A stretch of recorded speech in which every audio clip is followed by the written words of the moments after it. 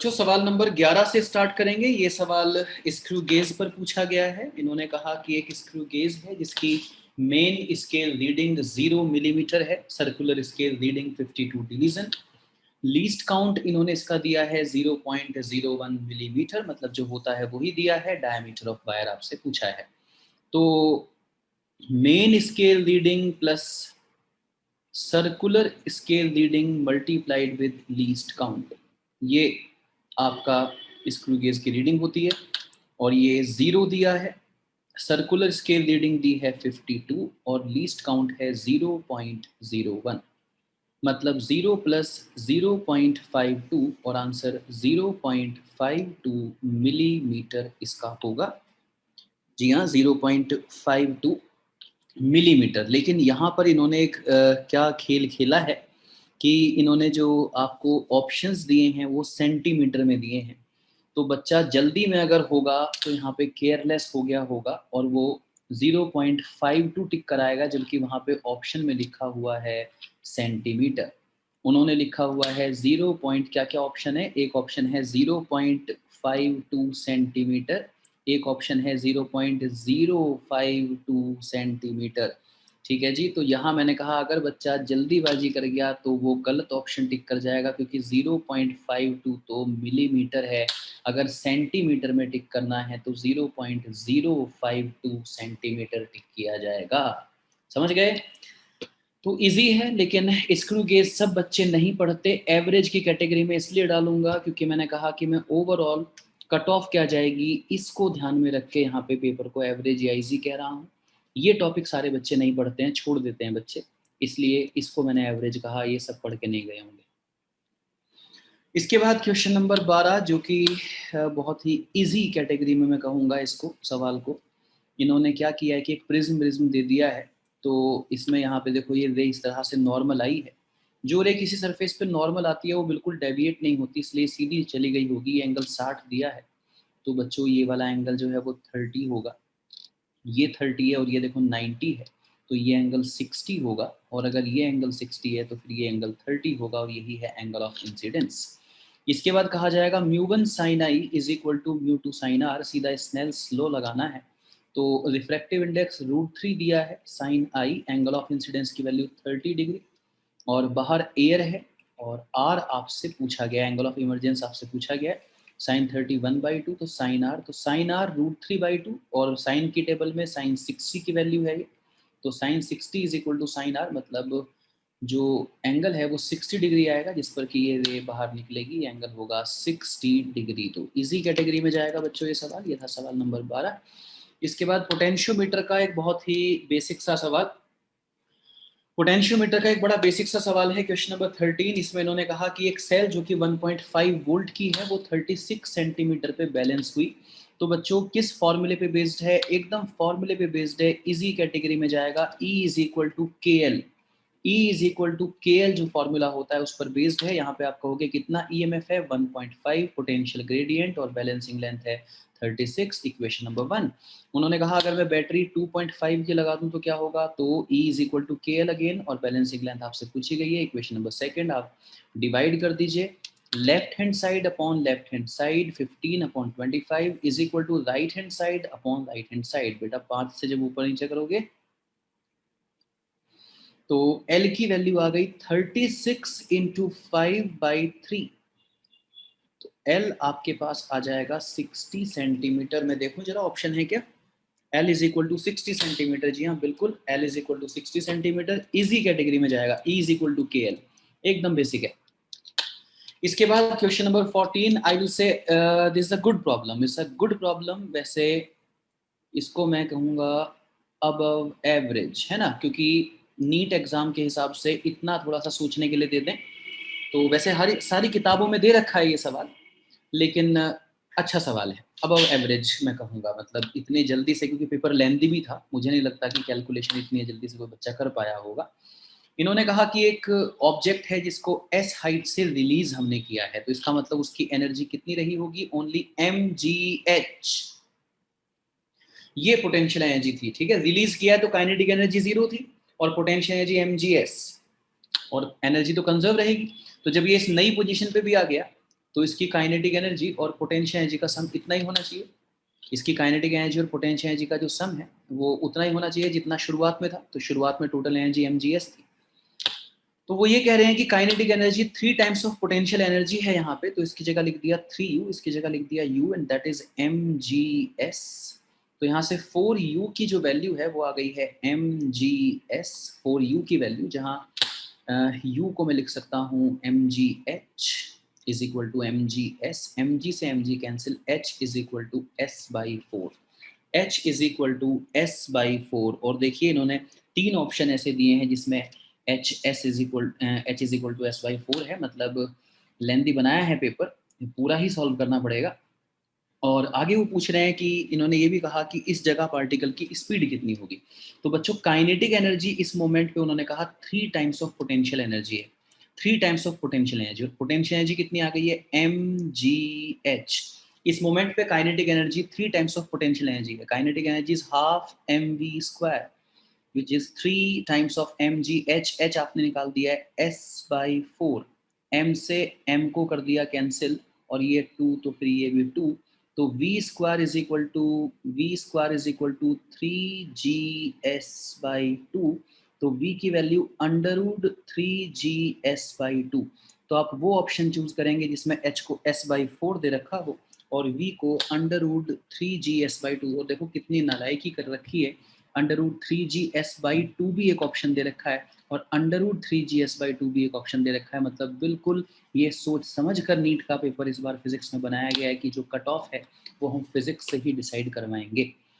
ठीक है बच्चों, तो ये पूरा रूट के अंदर आएगा, अंडर रूट में है पूरा 3gs/2। ये होगा इस सवाल का सही आंसर। मैंने इसको अबव एवरेज क्यों कहा आप समझ गए होंगे। बच्चों क्वेश्चन नंबर 15 ये कहता है कि आपके पास 4 वायर हैं। The effective resistance of a parallel connection that consist of 4 wires of equal length, equal area of cross section, same material. इसका मतलब ये हुआ कि जितना रेजिस्टेंस ये है इतना ही इसका है, इतना ही इसका है, इतना ही इसका है, और ये चारों पैरेलल में है। तो आर इक्विवेलेंट कितना होना चाहिए, R/4, और वो कितना दे रखा है 0.25। इसका मतलब R कितना हो गया 1 ओम हो गया। फिर आगे क्या कह रहा है कि अगर इन चारों को सीरीज में लगा दें, तो अगर इन चारों को सीरीज में लगा दोगे तो R1 + R2 + R3 + R4 answer हो जाएगा 4R। दैट मीन्स 4 × 1, इसलिए आपका आंसर जाएगा 4 ohm. That is a very very easy problem, बिल्कुल फॉर्मूला बेस्ड, बहुत बेसिक बात पूछी। क्वेश्चन नंबर 16 आगे कह रहा है कि water falls from a height of 60 metre. कहां से गिर रहा है 60 मीटर से, at the rate of 15 kilogram per second. Operate कर रहा है टरबाइन को, इतना लॉस हो रहा है, how much power is generated. बच्चों अगर 10% लॉस हो गया, अगर 10% लॉस हो गया तो मिला कितना, 10% तो लॉस हो गया तो मिला कितना 90%। जो भी एनर्जी उसको मिली उसका 10% लॉस हो गया फ्रिक्शन में, तो 90% डिलीवर करेगा। 90% किसका, इनिशियल का, और इनिशियल कितना था, इनिशियल mgh/t। क्यों, क्योंकि पावर की बात हो रही है, पावर की, तो mgh/t energy per unit time. तो उसने सीधा देखो 15 किलोग्राम पर सेकंड कहा, 15 किलोग्राम पर सेकंड कहा, मतलब उसने मास अपॉन टाइम की वैल्यू ही 15 दे रखी है, जी हो गया 10, और h की वैल्यू उसने बोली है 60 मीटर, तो h की जगह मैंने लिख दिया है 60 मीटर। तो बच्चों आप देख सकते हो ये 0 0 से ये वाला 0 0 कैंसिल हो गया है, और 15 × 540, सही कह रहा हूँ, 15 × 540, तो आपके पास ये आंसर आ गया है 8100 वॉट। 8100 वॉट, जिसको आप 8.1 किलो वॉट भी कह सकते हो। अब पूछो कि सर आप इसको किस कैटेगरी में मानोगे, इजी कहोगे क्या, नहीं मैं इसको एवरेज कहूंगा बच्चों, एवरेज है, क्योंकि ये टरबाइन वर्बाइन और लैंग्वेज और लॉस है ना, ये सब थोड़ा पढ़े लिखे बच्चों वाली बात है, एकदम जल्दी से समझ नहीं आती किसी बच्चे को क्या है। चलो 17 पे आते हैं। क्वेश्चन नंबर 17 क्या है, infinite long straight conductor carries a current of 5 ampere. ये कोई कंडक्टर दे रखा है इसके पास एक इलेक्ट्रॉन चल रहा है और कितनी डिस्टेंस पे चल रहा है वो दे रखा है, और पूछ रहा है कितना फोर्स इलेक्ट्रॉन पे लगेगा। बच्चों फोर्स लगेगा F is equal to QVB, क्योंकि आप राइट हैंड से देखेंगे मैग्नेटिक फील्ड Z पे है, वेलोसिटी x एक्सिस पे दे रखी है, तो sin 91 होगा। तो सिर्फ मैग्नेटिक फोर्स की वैल्यू पूछिए। चार्ज कौन है? इलेक्ट्रॉन, QVB, और B क्या होगा? मैग्नेटिक फील्ड, जो कि एक इनफाइनाइट लॉन्ग वायर से आया है, mu naught I upon 2 pi d, mu naught I upon 2 pi d इतना होगा। तो चलिए Q की वैल्यू कितनी? 1.6 into 10 to the power minus 19, V कितना है? 10 to the power 5, mu naught कितना होता है? म्यू नॉट होता है 4 pi into 10 to the power minus 7, current की वैल्यू कितनी है? 5, डिवाइडेड बाय 2 पाई, डी कितना है? 20 सेंटीमीटर। यहाँ जरा यूनिट का रख लेना ध्यान, समझ गए? तो ये ऊपर 5 लिखा था, इसने इसको बना दिया 4, ये 2 पाई था, इसने इसको बनाया 2, इस 2 ने इसको बनाया 2, तो और ये 2 ने इसको बनाया 0.8। तो फोर्स की वैल्यू आ गई बच्चों 0.8। न्यूमरेटर में 10 टू द पावर माइनस 19 दिखा, 10 टू द पावर 5 दिखा, और 10 टू द पावर माइनस 7 दिखा। डिनोमिनेटर में 10 टू द पावर माइनस 2, जो कि ऊपर आके 10 टू द पावर 2 बन जाएगा। 10 to the power 5, 10 to the power 2 बन गया 10 टू द पावर 7, जिसने किया इसको सेटल। इसलिए 0.8 into 10 to the power minus 19 newton इतना फोर्स होना चाहिए, जिसको आप लिख सकते हैं 8 into 10 to the power minus 20 newton. ये ऑप्शन होना चाहिए, और जो मेरे पास पेपर है उसमें ये ऑप्शन प्रेजेंट है, ऑप्शन नंबर ए है। ये इजी सवाल है, ये बिल्कुल फॉर्मूला बेस्ड सवाल है, देखो जिसमें बिल्कुल फॉर्मूला ही लगाना है और कोई दिमाग नहीं लगाना, ऐसे सवाल को तो इजी कैटेगरी में ही रखा जाएगा। सवाल नंबर 18 पे जा रहा हूं बच्चों। ये सवाल बात करता है ज़ेनर डायोड की।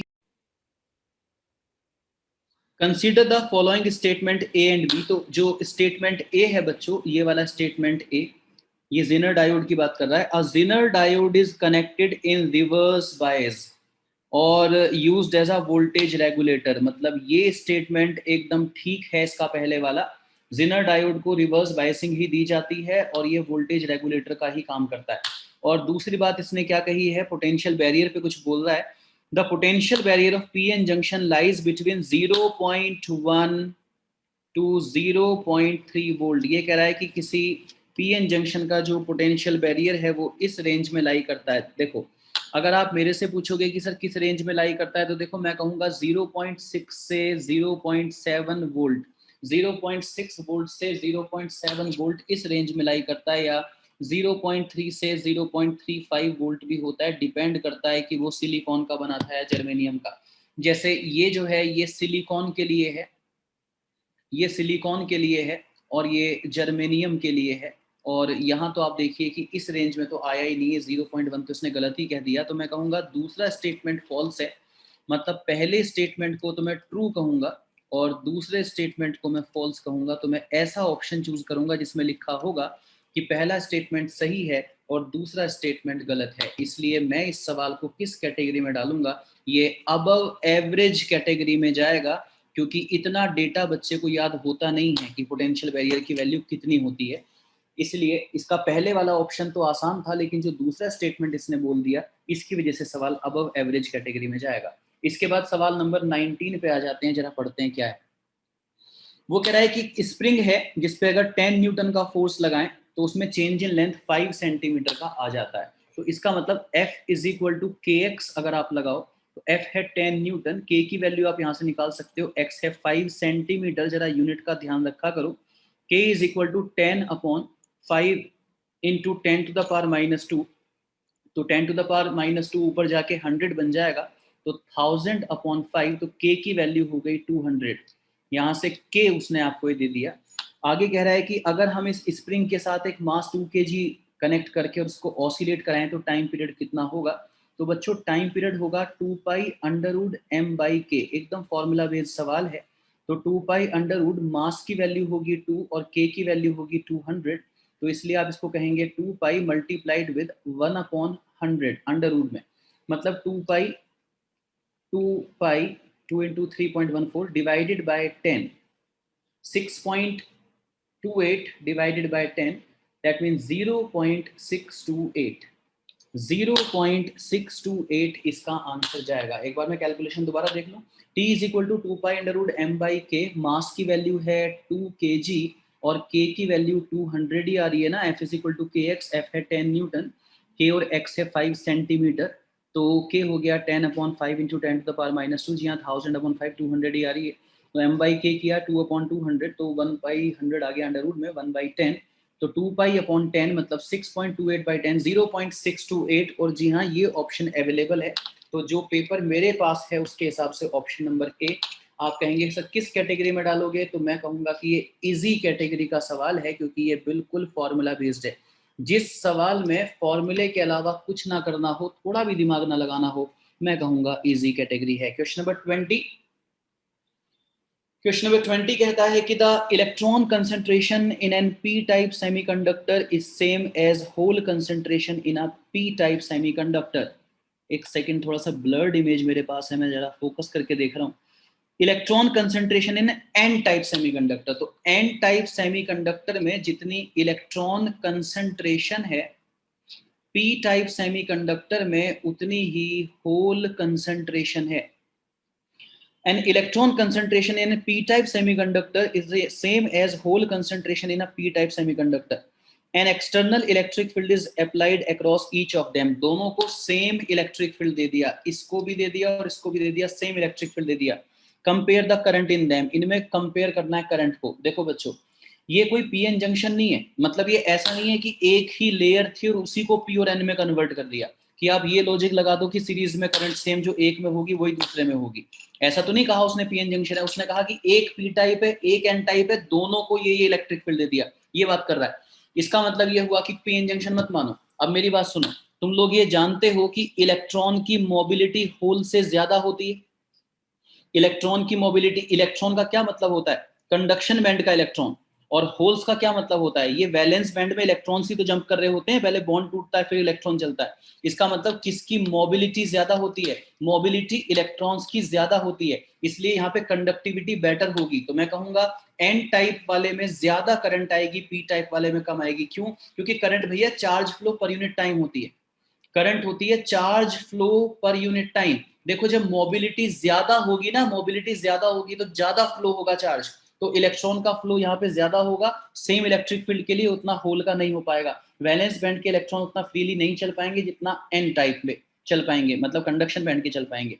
इसलिए मैं कहूंगा एन टाइप वाले में ज्यादा करंट होगी, और ऐसा इसमें लिखा है। जी हाँ, current in an type dominate करेगी करंट इन पी टाइप को, ये वाला ऑप्शन मैं चूज करूंगा। पूछो किस कैटेगरी में डालूंगा, अरे तो बिंदास सवाल है, इसको तो बहुत गलत करके आएंगे। अबव एवरेज है, अबव एवरेज सवाल है।